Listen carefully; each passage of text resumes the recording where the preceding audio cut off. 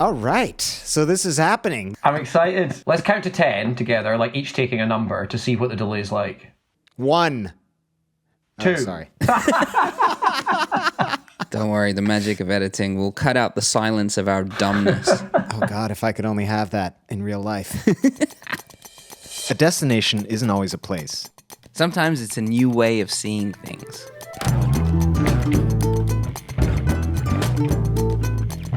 I'm Neil Innes. And I'm Andres Bartos. From Frequency Machine, this is Passport. Your ticket to everywhere.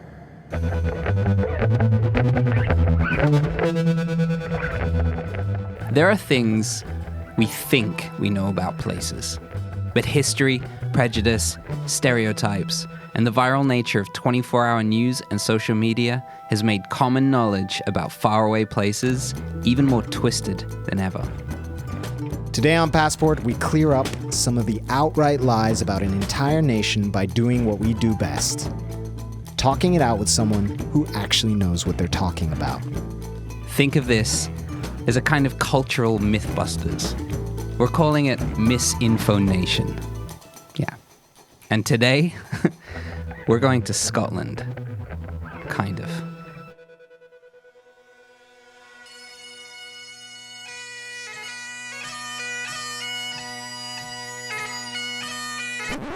Ugh. People talk about Scotland like it's just Sean Connery, Haggis, Braveheart, Scotch whiskey, bad weather, and even worse food. So we scoured the internet and wrote a list of the top 10 things the world believes about Scotland. Are the Highlands just filled with the sound of bagpipes and drunken, indecipherable redheads? Do the Scottish embrace Donald Trump's heritage? Is there a dinosaur living in Loch Ness? And what should a man really wear under his kilt? With help today from John English, the only Scotsman we know with an understandable accent, we discover just how wrong the world is about truly one of the most beautiful countries on the planet. John is a filmmaker, teller of tall tales, pop culture beast, born and raised a stone's throw away from Loch Ness. If anybody has the answers, it's gotta be him. Welcome to MisInfoNation.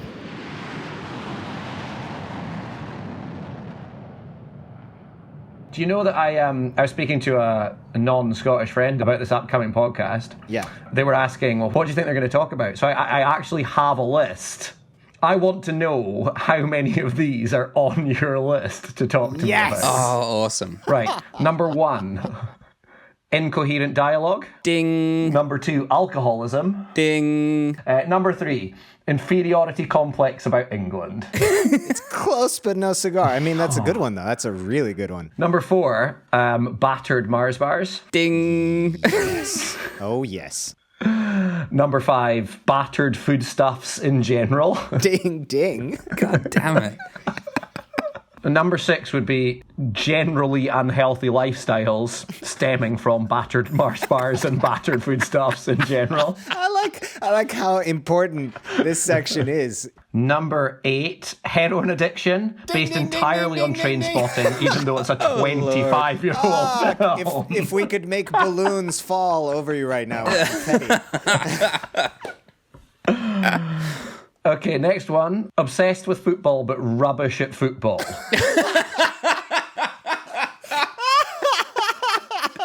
Oh, that's so wonderful. Foul and abusive language. Yes. Ding. Brilliant. And the Loch Ness Monster. Of course. Are you kidding? There we go. Holy God. I mean, fortunately for you both, that is the end of my research. I didn't think of anything witty or stylistic to say about any of those things. So it won't help us at all. Perfect. Clichés follow us around. John knows this because he has to hear about what the world thinks it knows about Scotland every time he meets someone anywhere in the world. Or even if he hangs out with me and Andres for a few hours. Scotland is a pretty small nation, about the size of South Carolina. It sits on the northern end of the United Kingdom, right above England. It's home to only 5.5 million people, but its whole culture is internationally emblematic. It's known the world over and has been the butt of, oh, so many jokes. The truth is Scotland is a total knockout. In fact, in 2017, readers of Rough Guide voted it the most beautiful country on earth. Tall tales and incredible beauty live in Scotland. J.K. Rowling put Hogwarts in the Scottish Highlands when she wrote Harry Potter. That's how much magic this place inspires. It's truly mythic. And with that in mind, young John English grew up right near one of the most infamous, mysterious stories in the country. I am from a not even village called Mulbui with population hyphen. Like, I think that's how it'd be stated in the census. My address doesn't even say the word Mulbui in it. It's this vague sort of sweeping Highland notion. That is an amazing name, though. Mulbui. It means something in Gaelic. John English was born in a town called something. Mulbui is 11 miles north of Inverness. Inverness is obviously at the mouth of Loch Ness. So that's going to locate. Suddenly the knowledge level rises for all listeners from 0 to 100%. So that's pretty Scottish. I mean, my father literally grew up a mile and a half from the banks of Loch Ness. Okay. How far back does the Mulbui Englishes go? Well, I mean, as our more discerning listeners might have noticed, I have quite a shit name for this podcast. So on one side of my family, like my mum's side of my family, they go back like way back, beyond what I know. They're from Shetland, the islands that are so Scottish, they're almost Norwegian. The Shetland Isles, way off the northeast coast of Scotland, are barely 200 miles from Norway. The Shetlands are stunning. A cluster of 100 islands, only 15 of which are inhabited.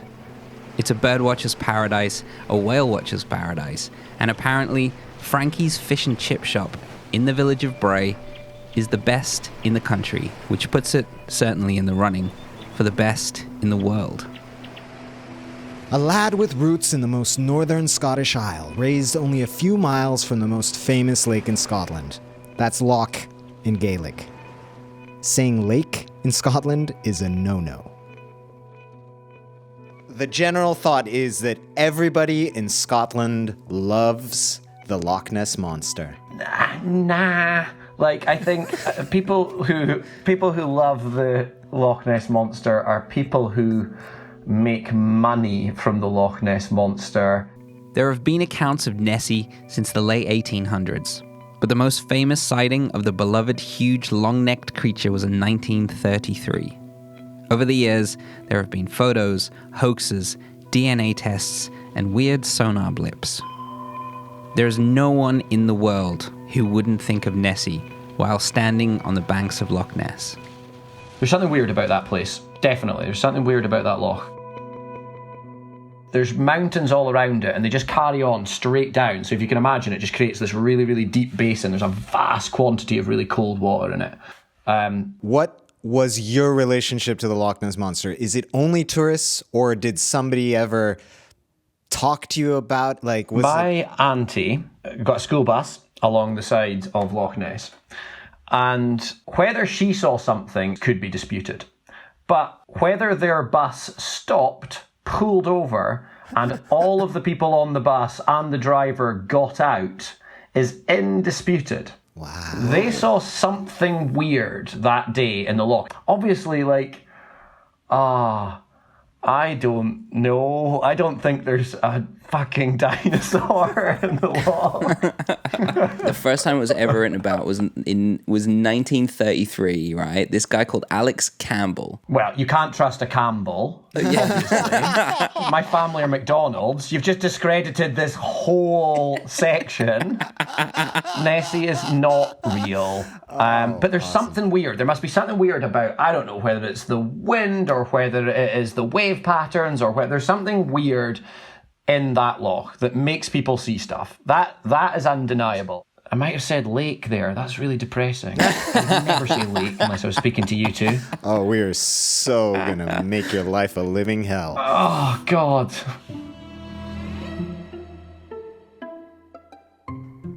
The Scottish language has been used as a comedy foil in countless films and TV shows. Well, since forever. Even a machine programmed to understand every word in English fails every time. Check out this clip of a desperate Scot getting in a fight with Alexa. Alexa, play Something's Cooking in My Kitchen by Dana. I can't find Something's Cooking in My Kitchen by Donna on Spotify. It's no Donna. Cow. Sorry, I'm not sure. You're not sure. Alexa, I'm gonna be nice. Alexa, please play Something's Cooking in My Kitchen by Dana. I can't find Something's Cooking in My Kitchen by Donna in your music library. Well, look it up, you cow. Scotland, in fact, holds many, many dialects of its own, tens of them, and 3 languages, Gaelic, Scots, and English. Most of the accents and dialects come from a blend of them, and despite the fact that most of the world claim they don't understand them, I do, and I love them. Do you love the Scottish accent? Do I love the Scottish accent? Not, dear listener, quite as much as Neil Innes loves the Scottish accent, is what I would say. I don't know what you're talking about. 12 voice messages, maybe just today, that all have... How bad is Neil's Scottish accent? Depressingly, I've heard a lot worse. He's Okay. all right as English. No, I mean, don't take that as a compliment. It's shocking, but I think there's something about the Scottish accent that people believe they're really good at it. I think they've seen Billy Connolly once, and they just think that you're going to be blown away by how good their Scottish accent is. Oh, I'm so guilty. I can't help it. I'm like a sponge. I'm like a stupid sponge. Like, I do it with Andres, and I just can't help it. Especially on voicemail when I'm like alone. I'm like, yeah, this will be funny. Hello!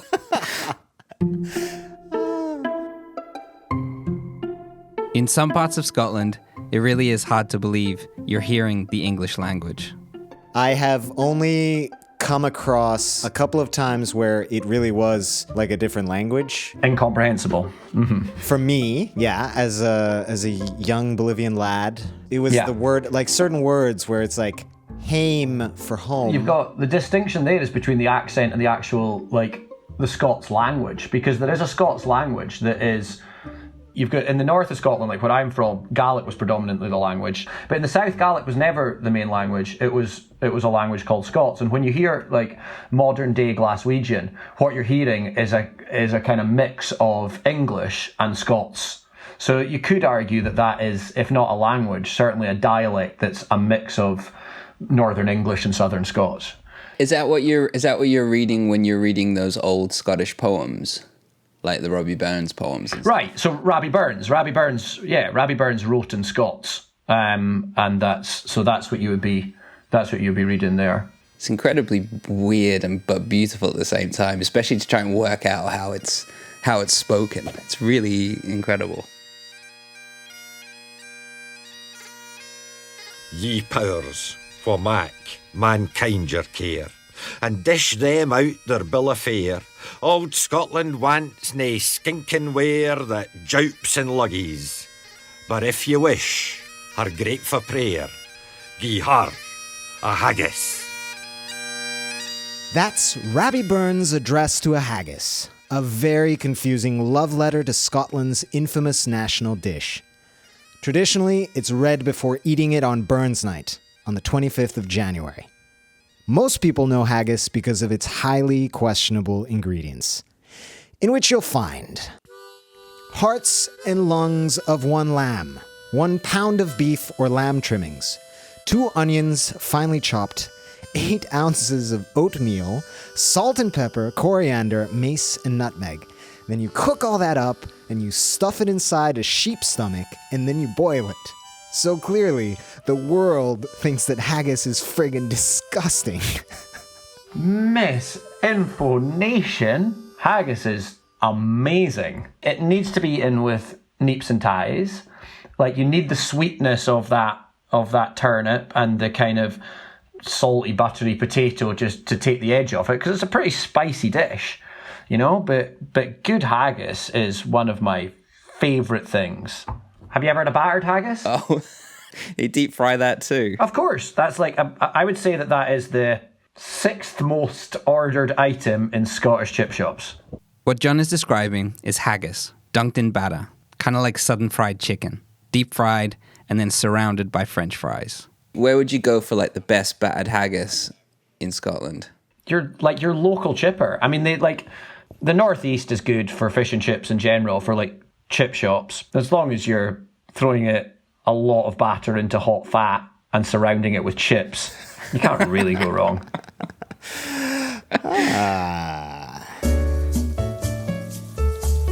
Deep frying is one of many things that Scotland does well. So much so that the world believes that every single living Scot is 1 second away from a massive coronary. They'll throw anything in batter and dunk it in oil. Chocolate bars, haggis, pizza. There's even a fish bar in Perthshire, which offers a deep-fried Christmas dinner. The fryer is an undisputed hero of Scottish cooking, but we found a whole load of other weird dishes. So it's time for a MisInfoNation lightning round. How many of these dishes you've tried, and if you like them? Go. Number 1, Festy Cock. Never heard of it. Festy cock is a pancake made with oats. Sounds delicious. Number 2, Cock-a-leekie soup. Cock-a-leekie soup, sure. Yeah, it's nice. Cock-a-leekie soup is chicken leek and potato soup. Great. Fatty Cutty. Fatty Cutty. Are you sure you're saying these right? Fatty Cutty is a scone. God knows why they named it that. This is the best. Rumble the Thumps. Rumble the thumps. That's made up. Someone winded you up. Best name of a dish ever. Rumble the thumps is basically any leftovers you have in the fridge, thrown in a pot with some cheese, then slammed in the oven. Strip it balls. Strip it balls. No, I've got no idea what that is. Hard candy, usually aniseed flavored. Deep fried pizza. Deep fried pizza is outstanding. When Scotland played Italy at football, and obviously there is a huge divergence in the quality of the football played by Italy compared with the football played by Scotland. But to try and wind up the Italian crowd, the Scottish fans sang, "Deep fry your pizzas, we're gonna deep fry your pizzas." I guess at this point I should also note that the mother of your children is from Italy. She is, yeah. So I particularly enjoyed that. Like, we might not be any good at football, but we can fuck with your food. The UK in general, and Scotland in particular, usually top lists the world over as one of the worst countries to get a meal. But what does John think?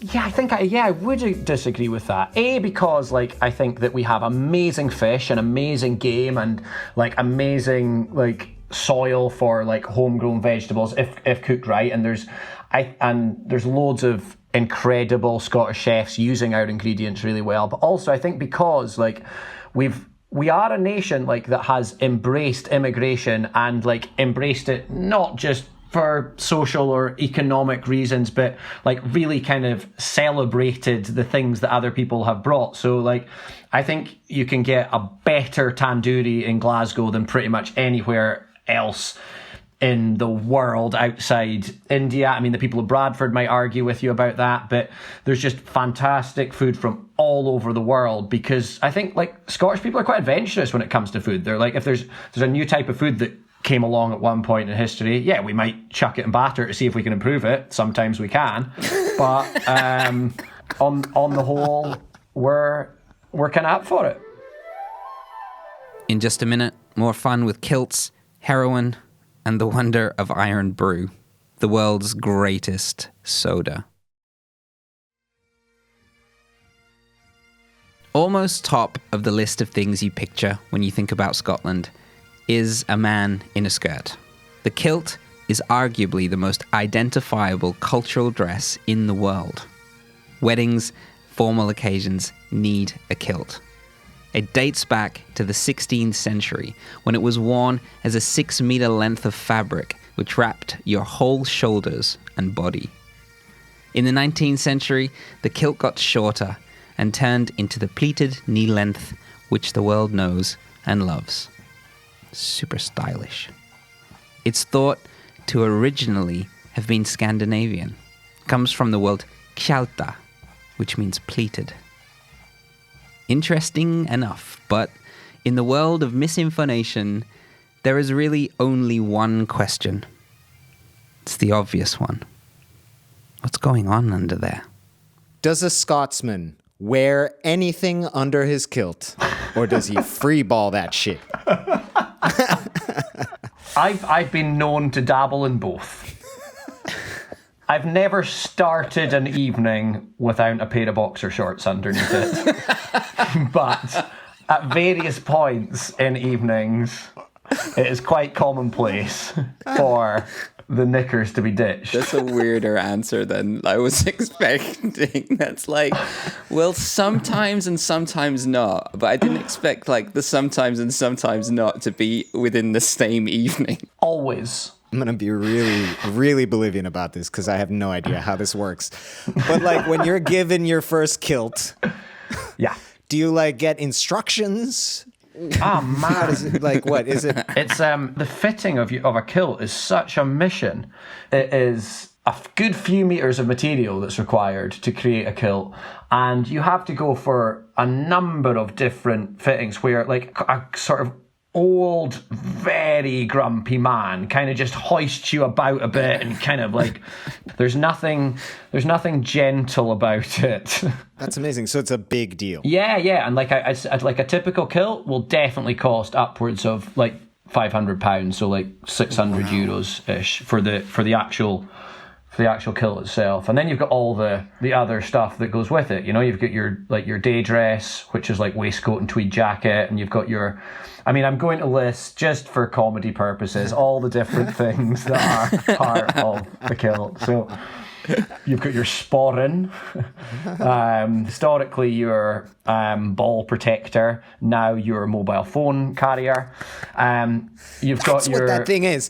Oh my God!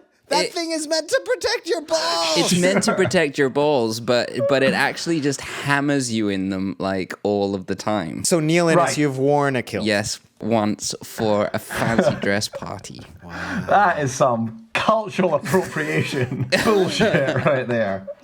That's a sporran. And then you have knitted socks, and essentially your socks must be knitted by your granny, and they must be knitted in a width and itchiness of wool that is similar to fluffy steel. I think that's how I describe them. They are misery to wear. Wait. What are the things that keep these things up? Garters with flashes. You have the garters to keep them up, and the flashes are the sort of bits of material that come out the end of those garters. Yes. And then stuck into the side of your socks is your ski and do. And that's your knife. That's your knife that you have tucked into your sock for stabbing Innes when he dresses up in a fancy dress party.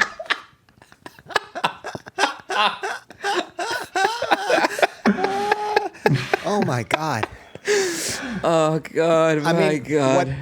What's really cool about this, I'm now going to go a little meta just for a second, but I'm actually learning things, first of all, which is amazing. Second of all, the kilt actually seems like the least interesting part of this whole fucking outfit. Why are we focused on the kilt?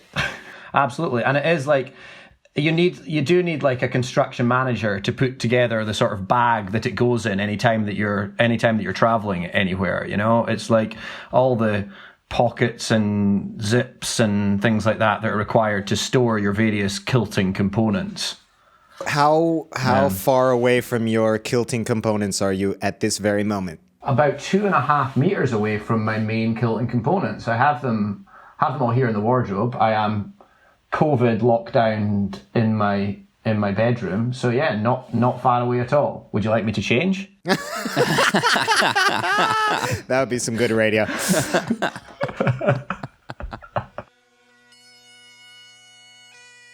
So along with the kilt, the bagpipes must be tied for top spot of all things uniquely Scottish. Even though some historians claim they are originally Egyptian, the bagpipes were probably brought to Scotland by invading Roman legions in about 50 AD. The squealing sound of a cat in heat being strangled by an even larger and even hornier cat runs in the nation's veins. It has the power to reduce large, hairy sports fans to tears, just as it brings the rest of us to our knees. Everyone in Scotland loves the bagpipes, right? Nah, they're just kind of like, it's weird. They're one of those things that are just there, and like sometimes in the right setting they can sound all right. Most of the time they sound brutal though, don't they? Like you're walking along Princes Street in Edinburgh and there's like 64 pipers busking against each other, essentially just clashing with each other. Oh, it's horrific, but done right, yeah, it's amazing and like inspiring and motivating and glorious, but it does just make you think, yeah, come on, fuck England.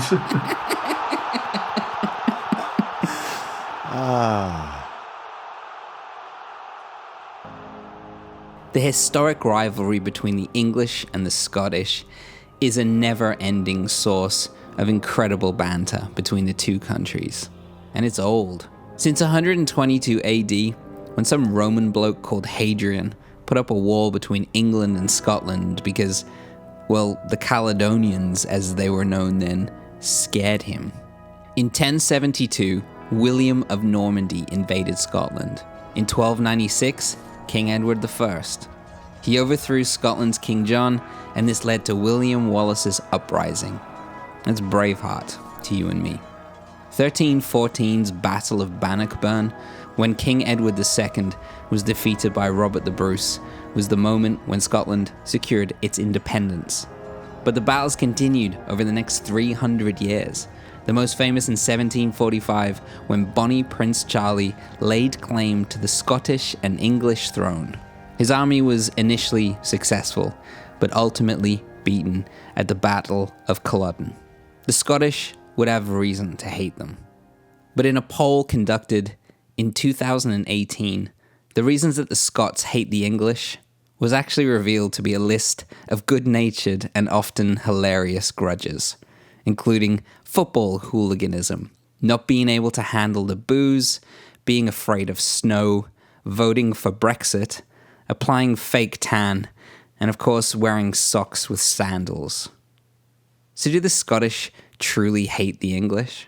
I don't think there's anyone that holds like that much deep-seated resentment to England as a country at all. The problem more than anything else is it's all of these things that then get bundled in with Englishness because they're kind of overrepresented in the right-wing English press and in Westminster. And that's where it all stems from. I'd say that it's one of the greatest things about the United Kingdom in general is like the English shit on the Scottish shit on the English, everyone shits on the Welsh, the Irish in the middle of everything, the Scots shit on the Irish. It's like, it's this like kind of just, it never kind of hurts. Well, I just, my sort of sociologist grown-up answer is the one that I present to podcast them on, but then the truth is also that I would say 98% of favourite Scots, if polled, would describe their favourite moment of any film of all time being the hold moment in Braveheart, which is essentially the moment before thousands of English people are going to be bludgeoned to death by pointed trees. Like how old is that film? But if you still go into any pub that's a bit rowdy in Scotland and start going, hold, people will join in. That's amazing. We made it to Braveheart. It's unavoidable. So the question of the Scottish hating the English is not really going to get you anywhere. But anytime you ask, you'll always end up at Braveheart. Either that or Trainspotting. Irvin Welsh's squalid, brilliant junkie novel turned kinetic Danny Boyle classic left a mark around the world and made Ewan McGregor a star. But with fame comes great MisInfoNation. John, you've tried heroin, right? I have let my country down by avoiding heroin up to the. But hey, there's still time, you know. That's what I always. That's how I always feel about drugs that I haven't taken yet. You know, if there's some new youthful drug or something like that. Knowing John, we kind of guessed he didn't quite have that addictive personality. Until we mentioned something very Scottish, something very sweet, very bright, very bubbly, something John was once very much addicted to, something that took over his life and his house.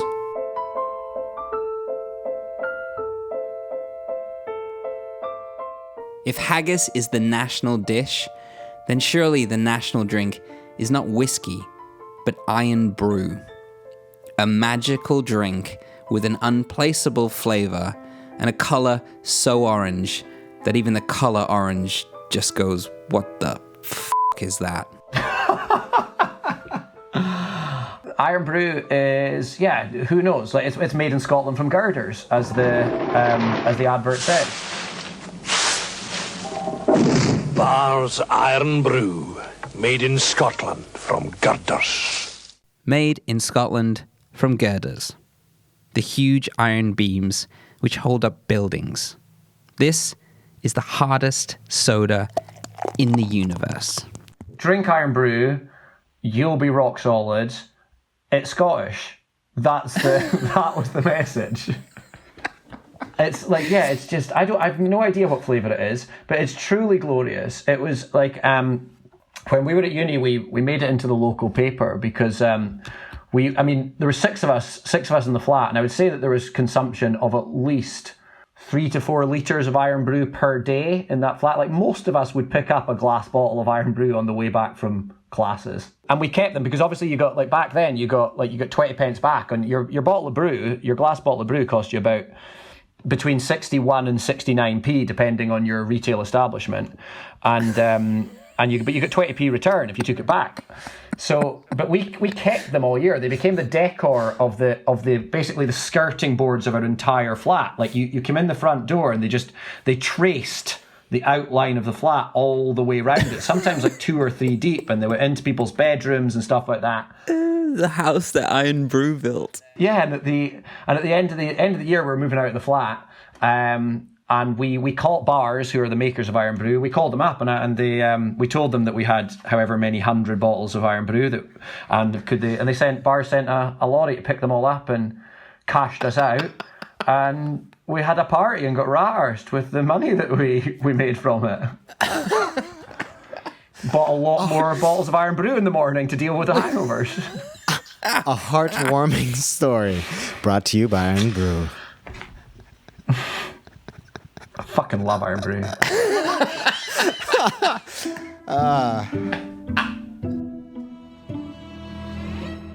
We couldn't help but jump from one incredibly orange thing with no taste to another. Is it true that Scotland has embraced Donald Trump as their true Scottish son? You may not have known this, but Mama Trump, Mary Ann MacLeod, she came from the Hebridean Isle of Lewis, just off the coast of West Scotland. It is, of course, bollocks. Yes. People in Scotland despise Donald Trump the same as pretty much people everywhere else. Although we do get good opportunities to embrace it because he often visits his golf courses. There are some cracking signs in that people prepare every time he visits his golf courses, which are just one interpretation or another of, could you fuck off, please? Wow. Some of these signs are outstanding. I hate crowds, but I hate Trump more. Zen monks against Trump. Beat it, you big orange jobby. Scotland, we hated him first. And many jabs at the blonde cobweb he calls hair including "We shall overcome" and "There will be hell to pay." To pay. Get it? I guess anyone around the world with any semblance of Scottish heritage is super annoying to an actual Scot. My last name is Innes, pretty Scottish. I thought I'd see how angry we could make John English, the Scotsman, by properly tracing my family's family tree. My father bought like the full membership for the Ancestry.com. Right. Right? I love where this is going. Yeah. He got quite far and sort of handed me the keys. So I got into it. On my grandfather's side, all the way back, I'm almost 100% sure that I have direct lineage, or as direct as can be, to the first Innes. Wow. 1140. James Innes the Innes. Is this your most journalistic moment, Neil? I'm not really sure what's going on here. Is this just a ploy so you can use the Scottish accent on John English? Is this what you're trying to do here? Since we're both Scottish. Yeah, is it? Or have you just sort of deleted any creeping respect I might have had for your Scottishness? I love it. I guess this is something that must happen quite a bit, at least from Americans, right? Or at least the Irish must get this. I don't know if the Scots get this. Yeah. When I was in the States, like someone come up to me and go, yeah, I'm Scottish too. And I'd be like, you have literally never left Philadelphia in your life. I'm all for it. I have to say, I kind of like it. Like when Americans come to the Highlands and they talk about their history, they're generally really fascinated, really respectful. They kind of have a laugh at themselves for pronouncing stuff wrong. Like generally, the Americans that care about their clan history are totally open to learn and want to know more about it and kind of want to be schooled on it a bit. It's good fun most of the time. I want to know so much more now because I didn't want to be that Scottish. It wasn't a nice surprise. You can let that concern go. You're not Scottish at all. You're some croft-burning laird that's strolled up from England to burn people out of their homes and put sheep on them.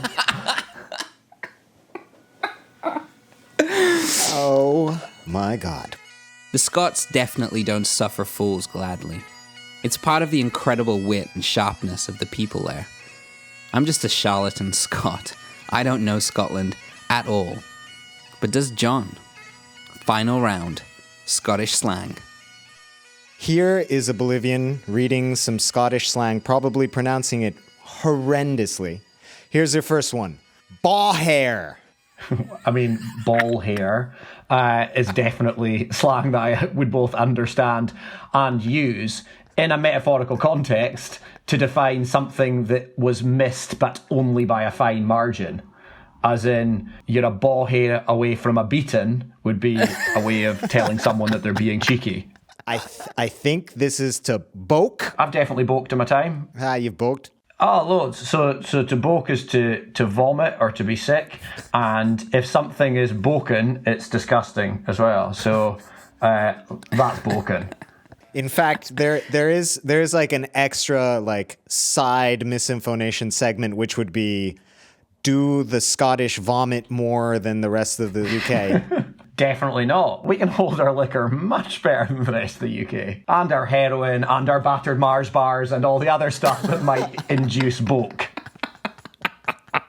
So I'm going to give you a phrase, and you're going to tell me if I'm pronouncing this bit of slang properly. What even is your voice, you toichter diddy? I honestly don't know what you're saying. Tuchter, maybe? I think if it's Tuchter, that's me. That's a northern Scot of farming background. That's what like people from like the central lowlands, Glasgow and Edinburgh, would describe people from Aberdeen or Inverness, the kind of Highland folk. Yes, that is. Didn't make out any of the rest of it, but never mind. John nailed all of the slang questions. He was so annoyingly good I cut most of them out. He's one of the most verbose fellas we know, so not much of a surprise there. Talking is what the Scottish people excel at. There must be something in the water, or the Irn-Bru. We asked John how he thinks we did. Are the people of the world misinformed about this beautiful nation? You know, your feelings on what people think about Scotland from the outside, all of these kind of general stereotypes. Are you tired of this shit? Are you kind of proud of some of this? Like, how do you feel about all this stuff? It changes on a daily basis. But generally, I think one thing that we're quite good at is being able to take the piss out of ourselves. So I think that we quite enjoy it because it's an excuse to just have a bit of a laugh at ourselves as well. Because we know that the weather is rubbish and we walk about in skirts and we eat sheep stomachs and wash them down with a drink that has no identifiable flavour. And like, all of those things are totally true, but they're brilliant. Oh my God, that is so good, man. So we added up the questions we asked John about Scotland, and based on the top things the world believes about the country. Thanks, Google. And we counted how much was right. So according to our judges here at Passport, the final tally is that the worldview on the country of Scotland is about 30% accurate. But you gotta hand it to the Scottish. They revel even more in making you think that the remaining 70% is true too. Just for the conversation. And just for the laughs. And that really tells you everything you need to know about them. Here's a little takeaway for you. The royals of England originally adopted the lion as their own national animal. Because, you know, there are so many lions in England. According to folklore, dating back to the ancient Babylonians, the lion only has one enemy. So in true, brilliant Scottish fashion, as a nod to the magical quality of the land, Scotland chose, as their national animal, the unicorn. It's true. Look it up. They chose their symbol of their country as a laugh to wind up the English. So, huge thanks to our English for letting us wind him up. I actually think you did all right. I think, you did well in as much as, three things. One was that you knew a tiny bit about Scotland. Two was that you are radio hosts looking for provocative answers. And three, you are my friends who would never miss an opportunity to take an hour and a half to wind me up about Scotland. So I think that He's on to us. Not to mention the fact that the opening 5 minutes of our conversation was you basically predicting this whole fucking episode. Amazingly. well, yeah, exactly. Thank you. Thanks so much, man. All right. This was lovely. Edit me nice, darlings.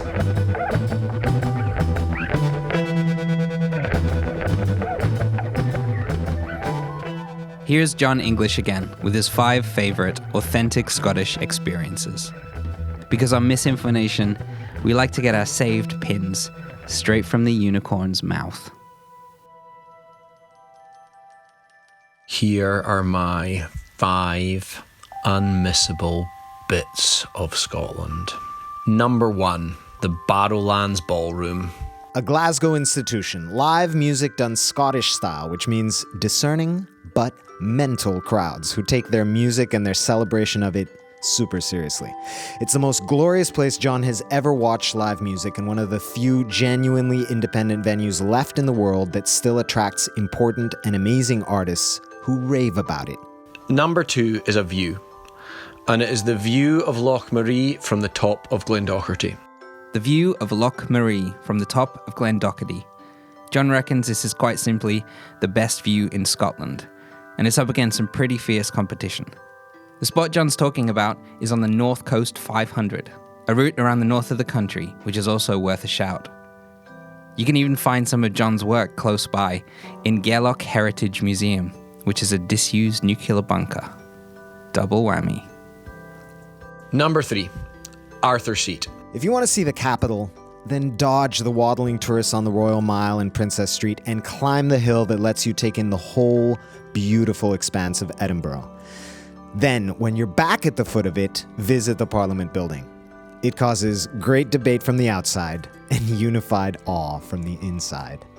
Number 4 is Sheneville Bothy. That's a bothy.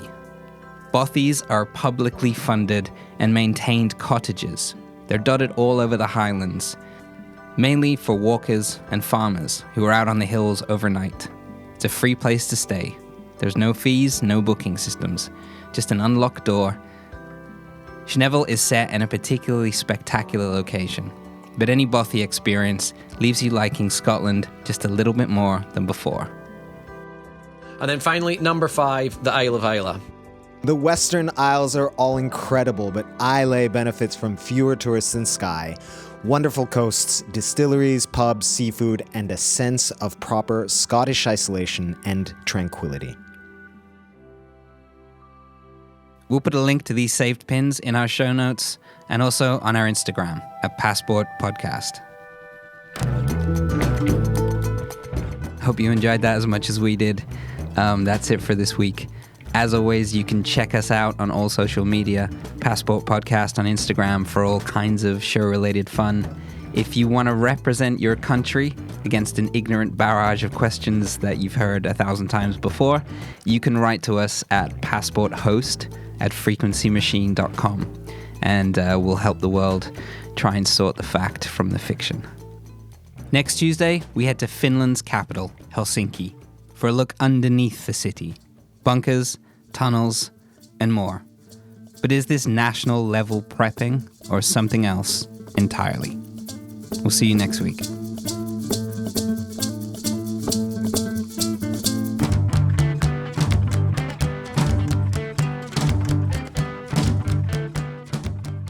This week's episode of Passport was produced and edited by me and written by myself and Andres Bartos.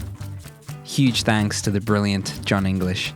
You can see just how good a storyteller he is by visiting otoxoproductions.com. That's OTOXO Productions. It's a film school here in Barcelona. So if you fancy learning all of the skills John English obviously possesses, hit them up. Come and hang out with us and make a film in Barcelona.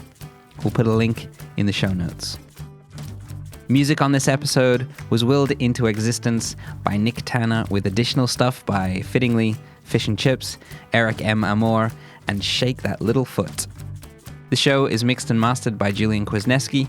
Stacey Book, Dominic Ferrari, and Avi Glajansky are all born unicorns. They also executive produce the show, which is hosted by myself and a man who would almost certainly wear nothing under a kilt given the chance, Andres Bartos. We'll see you in the next place.